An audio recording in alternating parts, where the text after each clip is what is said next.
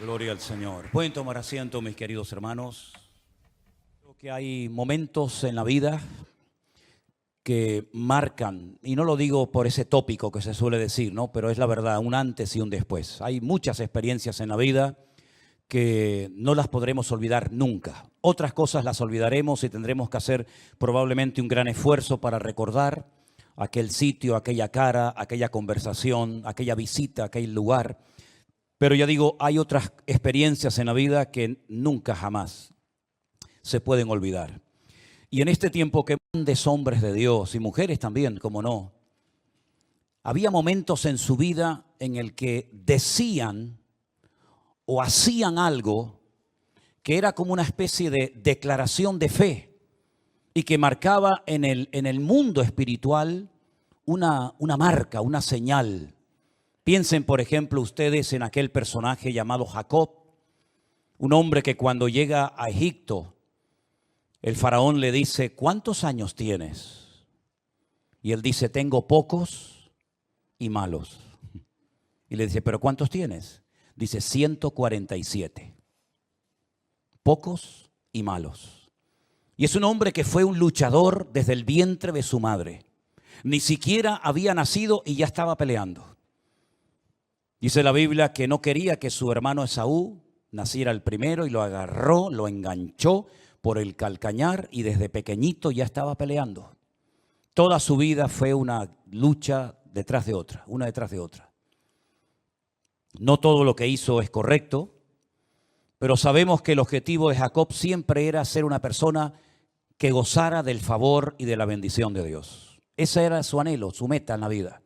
Tener la bendición de Dios. Mi hermano no la quiere, yo la quiero.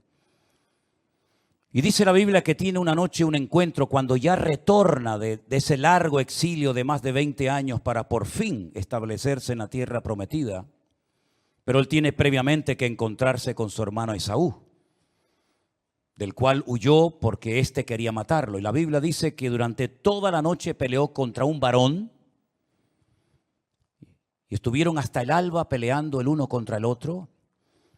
Y hay una declaración que allí hace Jacob que sin lugar a dudas marcó un antes y un después en su vida. Y le dice, no te voy a dejar hasta que no me bendigas.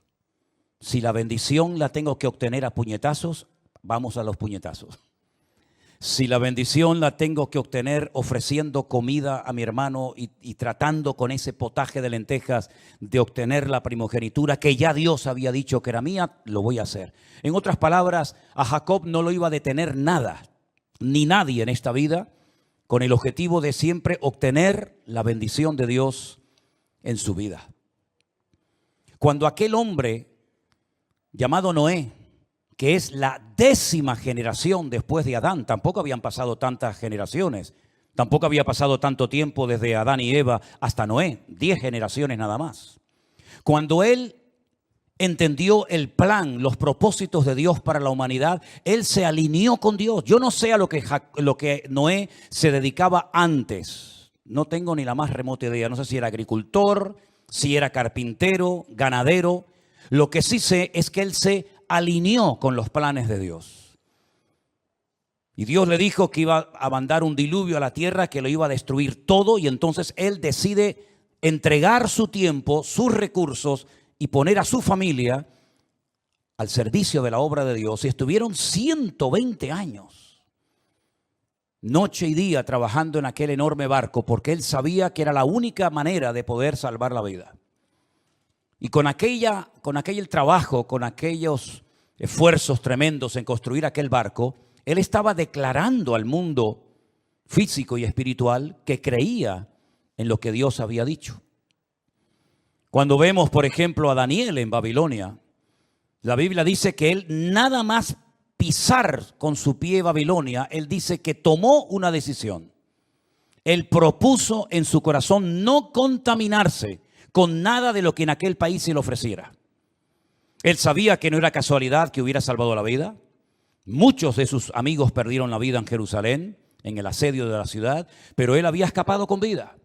Sin padre, sin madre, prácticamente con lo puesto solo, él logra llegar a un país extranjero y él sabía que en ese país todo iba a ser diferente. El idioma, la religión, las costumbres, la cultura, todo. Pero él dijo, a mí no me va a cambiar esta gente. Le cambiaron el nombre, le cambiaron el régimen alimenticio, le cambiaron la forma de vestir, tuvo que aprender un idioma nuevo, un montón de cambios. Pero en su corazón él dijo, a mí no me van a cambiar. Yo voy a seguir creyendo en mi Dios, y él declaró en el mundo espiritual que no se iba a contaminar, y Dios lo guardó y Dios lo protegió. Exactamente igual hicieron sus 3 amigos, aquellos que les llamaron Sadrat, Mesat y Abednego, aunque no se llamaban así, ¿verdad? Ellos dijeron, no nos vamos a postrar ante tu imagen, porque nuestro Dios nos puede librar de tu mano y del fuego. Pero si no nos libra, es decir, si Dios, nuestro Dios, ha decidido que hoy muramos quemados, tampoco nos vamos a postrar. Y todos sabemos el daño que hace el fuego, y que nadie está exento de morir quemado, ¿verdad? Pero ellos prefirieron morir quemados antes de claudicar y doblar sus rodillas para adorar aquella imagen de oro. Sabemos cómo el Señor los protegió, ¿verdad? Pero estuvieron dispuestos a morir. Lo mismo pasó con José. Cuando él entiende la interpretación de aquellos sueños y él le da la interpretación al faraón, él le da no solamente instrucciones e información, sino que le dice lo que tienen que hacer, porque él sabe lo que va a venir en los próximos 14 años en ese país. Años de abundancia, años de escasez, y hay que prepararse tanto para lo uno como para lo otro. Y él hizo muchas declaraciones en el mundo espiritual y marcó una diferencia. Y prefirió dar con sus huesos en la cárcel antes que satisfacer los deseos carnales y las vanidades de la esposa de su amo. Y así podríamos ir por toda la Biblia a ver cómo hay momentos puntuales en la vida de grandes varones de Dios. que tomaron una determinación y dijeron: no vamos a claudicar, no vamos a ceder ante la presión, sino vamos a pararnos firme y marcar una diferencia. Pero sin lugar a dudas, la declaración de fe que más me ha impactado a mí es la que encontramos en 1 Samuel capítulo 17. Y vamos a ponerla en la pantalla para que ustedes, si quieren, puedan leer los textos que yo voy a leer juntamente conmigo. 1 Samuel capítulo 17, verso 45, dice así la palabra de Dios. Entonces dijo David al filisteo: tú vienes a mí con espada y lanza y jabalina, mas yo vengo a ti en el nombre de Jehová de los ejércitos, el Dios de los escuadrones de Israel, a quien tú has provocado. El Señor te entregará hoy en mi mano, y yo te venceré y te cortaré la cabeza, y daré hoy los cuerpos de los filisteos a las aves del cielo y a las bestias de la tierra, y toda la tierra sabrá que hay Dios en Israel.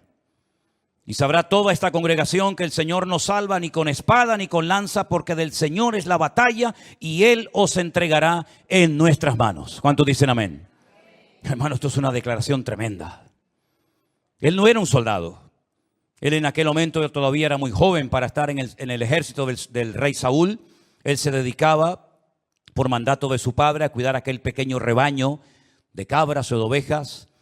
Pero él fue un día a llevarle alimento a sus hermanos.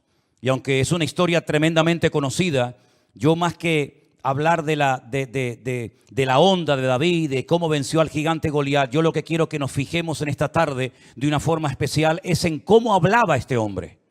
Cómo hacía auténticas declaraciones al mundo espiritual, no impulsado por emociones o por sentimientos, sino por una confianza y por una fe en su Dios a prueba de bombas. Lo primero que él hace es reconocer lo que tiene el enemigo, porque el enemigo tiene sus armas. Eso es inevitable. El enemigo tiene sus armas y sabe cómo utilizarlas. Él se dio cuenta cuando observó al gigante Goliat que tenía una espada tremenda, una lanza, una jabalina, un casco. Estaba bien armado, estaba bien protegido, era un hombre de guerra y tenía armas que seguramente había utilizado muchas veces para herir y para matar a mucha gente. Y David sabía que estas tres armas que él menciona especialmente, parece ser que fueron las que más le llamaron la atención, la espada, la lanza y la jabalina. Él sabía que con cualquiera de estas tres armas él podía perder la vida, lo sabía.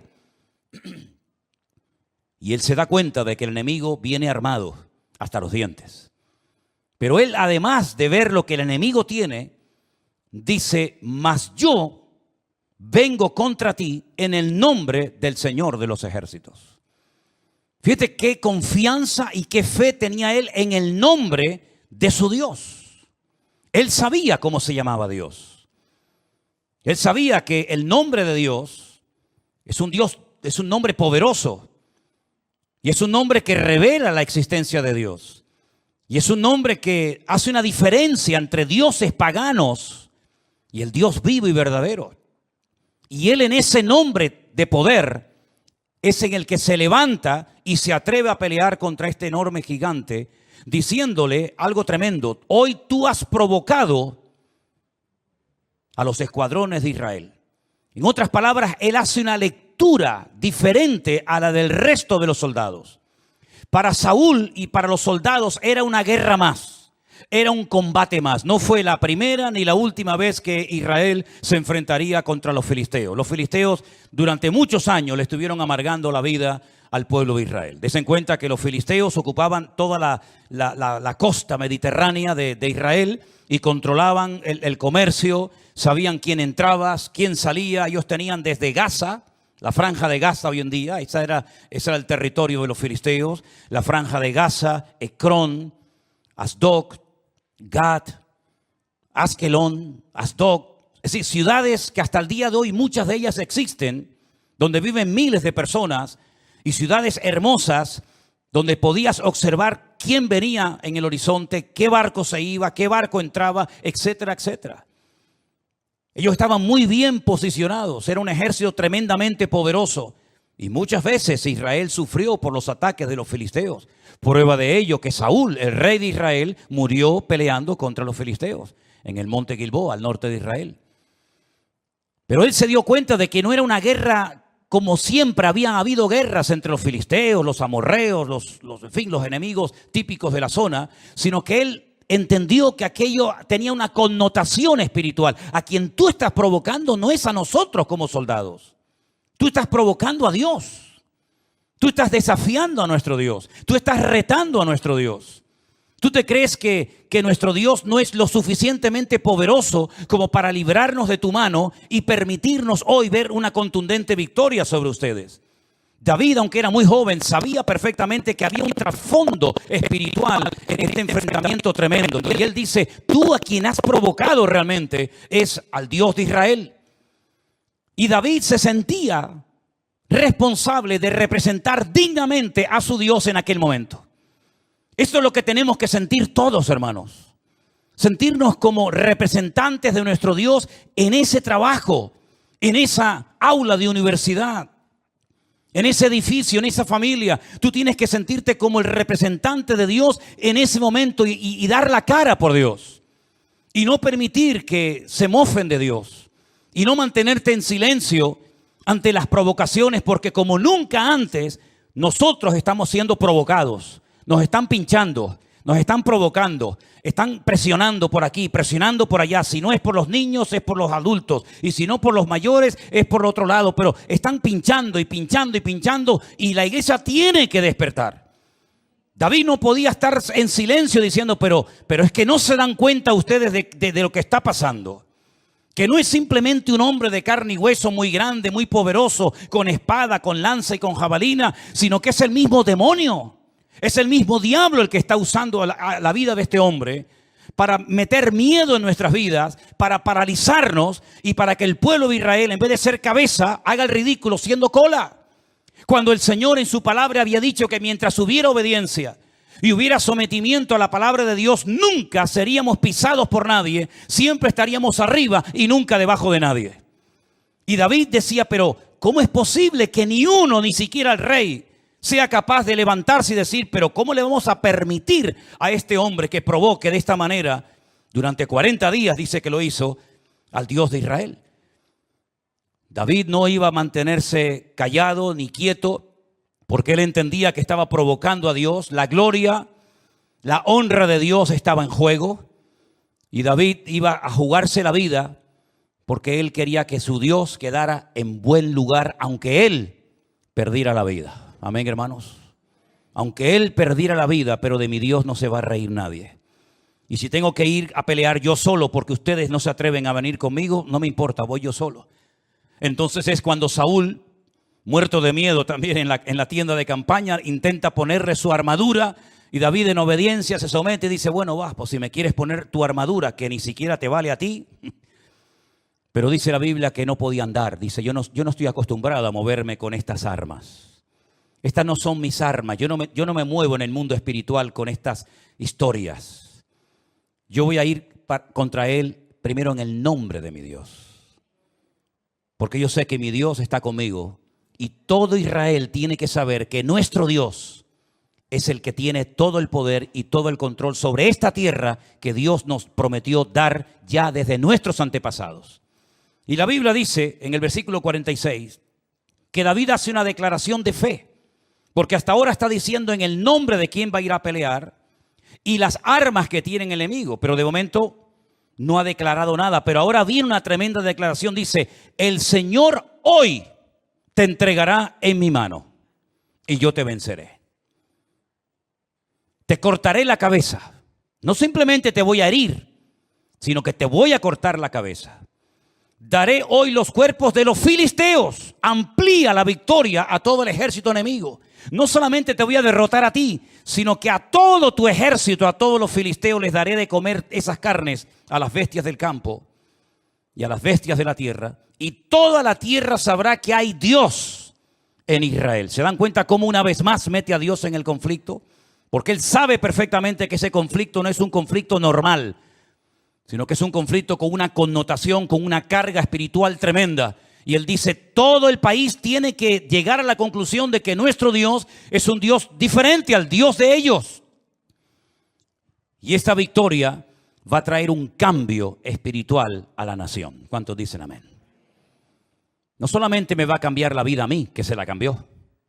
No solamente nos va a cambiar la vida a los que estamos aquí y vamos a ser testigos de esta gran victoria y de esta derrota por parte del enemigo, sino que hoy esta victoria va a tener una repercusión nacional tremenda.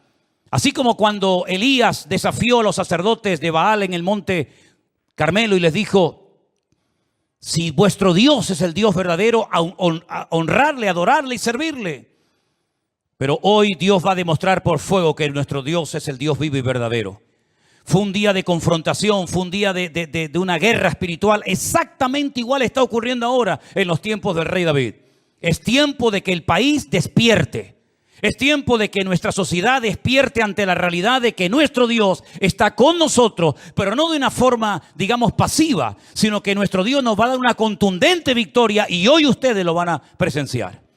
Y miles de años más tarde estamos hablando de aquella gran victoria aquí en esta pequeña isla de Tenerife. Y dice en el versículo 47, y toda la congregación del Señor. Cuando él dice toda la tierra, mete a creyentes y no creyentes, judíos y gentiles. Pero ahora dice, y toda esta congregación del Señor sabrá que Dios no salva ni con espada ni con lanza, porque del Señor es la batalla y Él os entregará en nuestras manos. ¿Cuántos dicen amén? Es decir, había lecciones espirituales que tenían que aprender, no escuchando un sermón, sino viendo cómo actuar frente a un enemigo terrible, como sin lugar a dudas era el gigante Goliat. La Biblia nos enseña que a raíz de esa gran batalla, Saúl comenzó a mirar con malos ojos a David.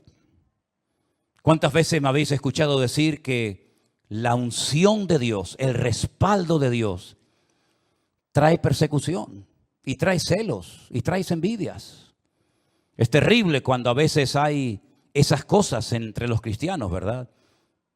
En vez de alegrarse en las bendiciones de otros, parece como que algunos se ponen nerviosos y se ponen celosos y envidiosos e intentan quitarle importancia a lo que Dios está haciendo o intentan desacreditar a la persona o ministerio que Dios está utilizando un poco para cubrirse sus espaldas. Y no nos damos cuenta de que muchas veces Dios nos avergüenza para despertarnos y darnos cuenta de que hemos perdido mucho tiempo en batallas absurdas y ridículas que no teníamos que haber librado ni un minuto de nuestro tiempo, y que la verdadera batalla en la que todos teníamos que haber estado involucrados la hemos aparcado y nos hemos olvidado de pelear la buena batalla y no la mala batalla. David sabía perfectamente que con el líder que tenían, con el rey que tenían, Israel no iba a poder vencer al enemigo. Qué importante es tener una buena cobertura espiritual. Qué importante es saber bajo quién estoy yo cubierto y saber que esa cobertura me trae una protección y una bendición a mi vida. ¿Saben que la Biblia dice que cuando iban a la guerra, y lo dice en 1 Samuel, la gente, los soldados que seguían a Saúl, le seguían pero temblando y muertos de miedo? Sí, le seguían pero temblando. Porque Saúl no transmitía fe. Saúl no era un hombre espiritual. Y como un hombre no espiritual, es decir, un hombre carnal, ¿cómo va a poder transmitir espiritualidad y santidad y fe y obediencia a Dios si él nunca fue así? El gran problema de Saúl es que él no fue de más a menos. El problema de Saúl es que él nunca fue espiritual. Hoy en día diríamos los cristianos, nunca nació de nuevo, ¿no? Diríamos hoy en día nosotros los creyentes. Saúl nunca fue una persona espiritual, nunca fue una persona de oración, nunca compuso una alabanza para el Señor, nunca preguntó, por ejemplo, ¿dónde está el arca de la alianza? ¿Sabéis lo importante, no? Que era el arca de la alianza en aquellos días, era aquel mueble sagrado, símbolo de la presencia de Dios para con el pueblo, que llevaba en su interior un poquito de maná, para recordar cómo Dios provee las necesidades del pueblo y cómo llevaba las tablas de la ley, de la ley de los 10 mandamientos, etcétera. Nunca preguntó, oye, ¿y el arca dónde está? ¿Dónde para? ¿Quién la cuida? ¿Quién la limpia? ¿Quién la atiende? Nunca. Y estuvo 40 años como rey, hermano. Lo tuvo todo, de ser un don nadie, de ser una persona que nadie conocía. Pasó de la noche a la mañana a ser el hombre más influyente y poderoso en Israel, pero nunca fue espiritual. Creció, digamos, en influencia frente al pueblo. Creció y tenía autoridad como persona, como rey, pero nunca tuvo autoridad espiritual. Es más, lo vemos incluso en momentos de desesperación recurrir a una bruja, a una santera, para que le responda, ya que Dios había decidido no perder el tiempo con él. Hasta el punto que le dijo al profeta Samuel, no ores más por él, te lo he dicho ya un montón de veces, no pierdas el tiempo, no ores por Saúl, es una pérdida de tiempo seguir invirtiendo tiempo en este hombre, porque no va a cambiar. Yo ya me he buscado a otro hombre conforme a mi corazón, una persona fiel, con problemas, con su carácter, lo que quiera, pero es un hombre que me ama. Y es un hombre que cuando le digo que haga una cosa, la hace y no lo hace mal y luego le echa la culpa al pueblo para justificar sus pecados o sus errores, ¿verdad? Saúl fue, como dije en una ocasión, un juguete roto. El pueblo se precipitó. Ya la Biblia hablaba de que algún día tendrían un rey. Ya la Torá decía cómo tenía que ser, lo que tenía que hacer, cómo tenía que vivir, qué cosas tenía que evitar, pero tenía que ser de la tribu de Judá. Ya lo dijo Jacob el día que se está despidiendo de sus hijos, que el cetro, la autoridad, el mando, la realeza, la tendría siempre la tribu de Judá. Y es increíble ver que cuando ellos se empeñan en tener un rey y venga con un rey y queremos un rey porque tú ya estás viejo, porque tus hijos no han seguido tu camino, dando un mal ejemplo, queremos un rey que nos lleve a la guerra, queremos un rey, queremos ser como los demás, se olvidaron de que Saúl no era de la tribu de Judá, sino era de la tribu de Benjamín. Y ya simplemente por eso, por muy alto, por muy imponente, por muy carismático que pudiera ser, diríamos, ya no puede ser rey de Israel, porque los reyes tienen que ser de la tribu de Judá y no de ninguna otra tribu. Pero el pueblo estaba tan ciego y presionaron tanto al pobre viejo profeta Samuel, que al final decidieron nombrar al rey Saúl, pero nunca Saúl fue una persona, ya digo, espiritual. Y por eso llevó al país a la ruina en todos los sentidos. Lo hundió económicamente en la más absoluta miseria. Eran tantos los impuestos, era tanta la presión fiscal de Saúl sobre el pueblo, que la gente huía a los montes para no enrolarse en su ejército, para evitar pagar aquellos tributos, aquellos impuestos terribles. Y se enteraron de que había una enorme cueva que aún existe, lógicamente, y se puede visitar en Israel, la famosa cueva de Adulán, donde había un joven pastor que también estaba huyendo de la ira y de los celos de Saúl, y dice que preferían irse cientos y cientos de hombres amargados, frustrados, deprimidos, arruinados, amargados de la vida, preferían ir a vivir con el joven pastor, el dulce cantor de Israel, a una cueva, que ser soldado del ejército de Saúl. Porque Saúl les transmitía una fe en Dios que Saúl nunca les transmitió. Porque David transmitía fe, confianza en el Señor. Fíjense cómo entraron aquellos hombres a aquella cueva y cómo salieron de aquella cueva. ¿De dónde creen ustedes que salieron los valientes del rey David?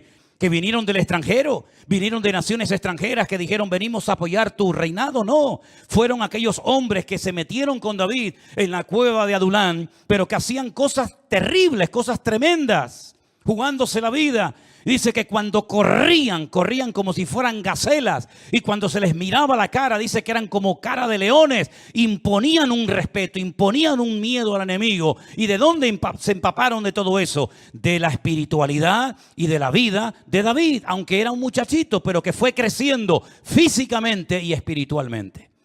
Y cuando llegó el momento de la oportunidad, ¿cómo llegará tu oportunidad? Llegará tu oportunidad. Dice, bueno, es que no me usan, es que aquí estoy sentado y el pastor no me dice nada. Tranquilo. Es que yo no voy a ser el que te voy a dar una oportunidad. El que te va a poner en primera línea va a ser el Señor. Y por eso empápate y aprende y estudia y oye mucho, porque llegará el momento cuando a lo mejor echarás de menos el que te enseñen y te preparen y te instruyan, y llegará el momento en el que tú solito tendrás que buscarte la vida como todos hemos hecho. Y allí llegó la oportunidad de David. Él no iba a pelear con nadie. Él era un muchacho feliz, simplemente obedeciendo a su padre y cuidando de sus ovejas. Él era feliz. El papá le dice, coge estos alimentos, se los llevas a tus hermanos. Y ese era el anhelo de David, obedecer y honrar a su padre. Como dice la Biblia, honra a tu padre y a tu madre para que te vaya bien y tus días sean prolongados sobre la faz de la tierra. Y ahí iba David, ¿verdad? Con su zurrón, con su onda, con su flauta, con sus ropas de pastor, a llevarle comida a sus hermanos. No apedreó a sus hermanos. Las piedras no son para los hermanos, las piedras son para el enemigo. La comida era para sus hermanos. Y cuando ellos llegan, sus propios hermanos, Algunos de ellos lo menosprecian. Yo he pensado muchas veces, ¿qué habrán pensado sus hermanos? Aquellos que le dijeron soberbio, aquellos que le dijeron solamente vienes para ver la guerra. ¿Qué habrán pensado cuando vieron a aquel hermano siendo el rey de Israel y el hombre más importante del país? Aquel hermano mayor que le dijo, vete a cuidar esas pocas ovejas de nuestro padre, cuando tenía que hacerle reverencia y decirle mi Señor y mi Rey, ¿verdad? Las vueltas que da la vida. La Biblia nos enseña que David, cuando llegó al campamento de Saúl, por fuera y por dentro estaba preparado. Él no empezó a practicar con la onda el día que llegó al campamento del Filisteo o de Saúl. Él ya había practicado muchos días, muchas semanas y mucho tiempo. Es más, si él no lo llega a decir, ninguno de los que estaban allí, ni nosotros hoy en día, sabríamos cosas tremendas que David hizo, que muy pocas personas han hecho eso a lo largo de la historia. Los únicos que yo sé, y he conocido algunos personalmente, que se atrevieron a ir simplemente con una lanza, sin nada, a enfrentarse contra un león, matarlo ellos mismos, despedazarlo y venir con la melena del león a la tribu para que los aceptaran como hombres, fueron los famosos Masái de Kenia, ¿verdad? Una tribu que para que te aceptaran en la tribu como un hombre, como un guerrero más, tenías que irte solo a la sabana, matar a un león y traer una prenda como señal de que efectivamente habías matado al león. Pero dice la Biblia que David había hecho eso. David había matado leones. Pero no solamente leones, porque yo no sé qué será más fuerte o más peligroso, matar a un león o matar a un oso. ¿Ustedes qué opinan? ¿Te dejo a ti el león y yo mato el oso? ¿O te dejo el oso y el león y tú los matas? ¿Cómo hacemos? Él dice, yo he matado osos, yo he matado leones. Y cuando él dice el motivo por el cual se jugó la vida, uno dice, pero este muchacho o es un atrevido o es un hombre de Dios.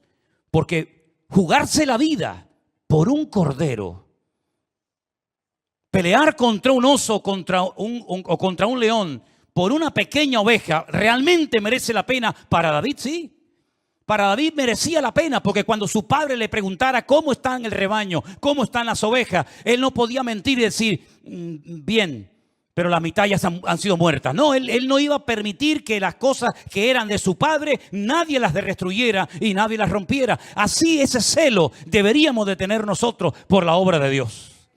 No permitir que nadie rompa ni mal utilice algo que ha sido comprado y asignado solamente para el servicio de la casa de Dios y para honrar al Señor. Una guitarra, una batería, una silla, una cuerda, lo que sea.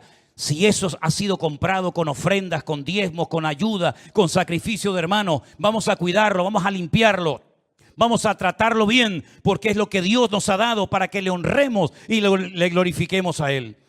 Él sabía que era importante jugarse la vida por un pequeño cordero, una pequeña oveja, porque era el cordero y la oveja de su padre. Y al final, cuando Saúl oye todo esto, dijo, bueno, pues adelante. Que Dios te bendiga y que Dios esté contigo. Pero lo interesante de esta historia es que él entendió que ese día era un día importante para la historia del pueblo de Israel. Era el día en el que Israel, el Dios de Israel, había sido provocado. Estaban provocando a Dios. Estaban pinchando a Dios. Dice la Biblia que Goliat lo maldijo. La Biblia dice que lo menospreció. Y es lo que el mundo, es la misma táctica del diablo hoy en día. Menospreciarte como cristiana. Tú estás loca. Estás perdiendo tu tiempo. La Biblia ha sido manipulada y no es la Biblia verdadera que tienen escondida en el Vaticano los curas. Cuando llegue la verdadera se van a enterar ustedes. Han descubierto una tumba que es la verdadera tumba de Cristo, no la tumba vacía que ustedes dicen que estuvo Cristo. Y tantas cosas, presionando, pinchando por aquí, pinchando por allá, provocando continuamente. Y yo lo que me quedo sorprendido es ver lo cobardes que son muchos cristianos a la hora de hablar y de defender la fe de su Dios. Cuando la Biblia dice que tenemos que estar siempre preparados, como David, para presentar defensa con mansedumbre y reverencia ante todo aquel que demande razón de la esperanza que hay en nosotros, ¿verdad? Y cuando alguno se atreva a decir, como en aquellos tiempos se atrevieron a decir, ¿y dónde está la promesa de vuestro advenimiento? Porque yo no veo que ninguno de ustedes haya resucitado y que ninguno de ustedes haya sido arrebatado en una nube para ser llevado a la presencia de Dios.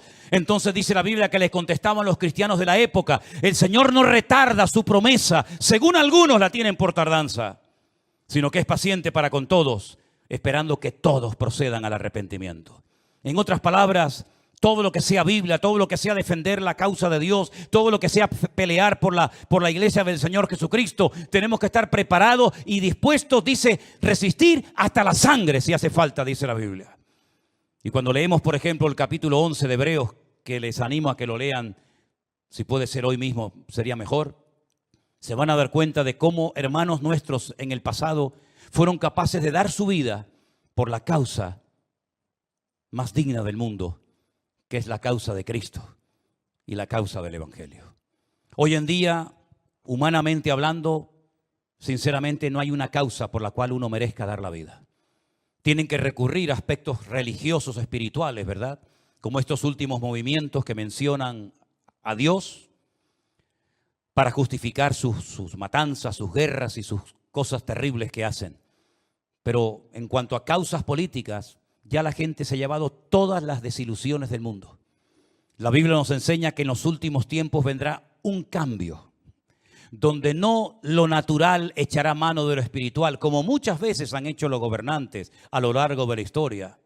Ya Nabucodonosor y los faraones de Egipto y los césares de Roma y los políticos en la actualidad también, como no, siempre han tenido su brujo, su curandero, su sátrapa, su adivino, su agorero de turno, ¿verdad? Como para manipular el mundo espiritual y para llevarse siempre, ¿verdad?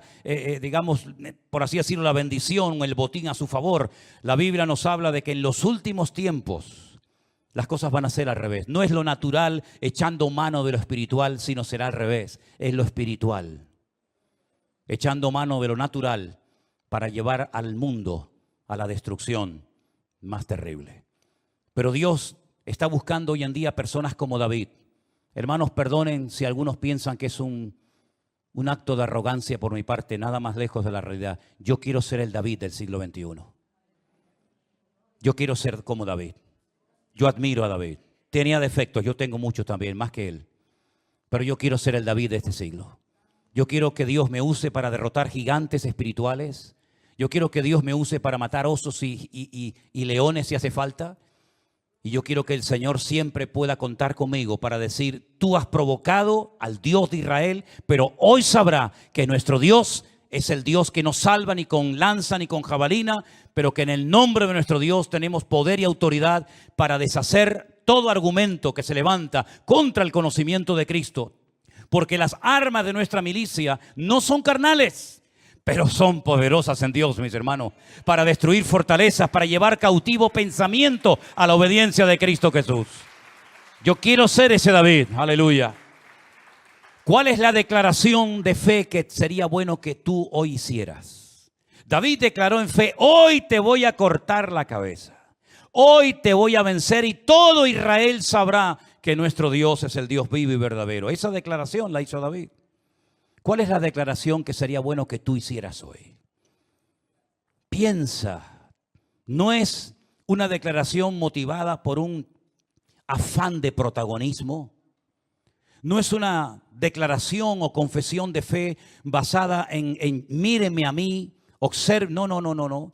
Sino es una declaración de fe donde yo quiero proclamar que en esa circunstancia mi Dios se va a manifestar. Tal vez en tu vida la manifestación de Dios pasa por sanarte, porque a través de esa sanidad tú le declararás a la ciencia médica que tu Dios es poderoso.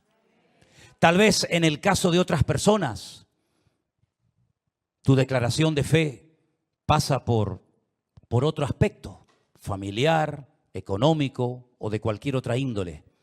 Pero yo creo que esta tarde sería muy bueno que todos y cada uno de nosotros, en nuestras circunstancias particulares, sean cuestiones matrimoniales, económicas, familiares, de salud, etcétera, hiciéramos una declaración de fe.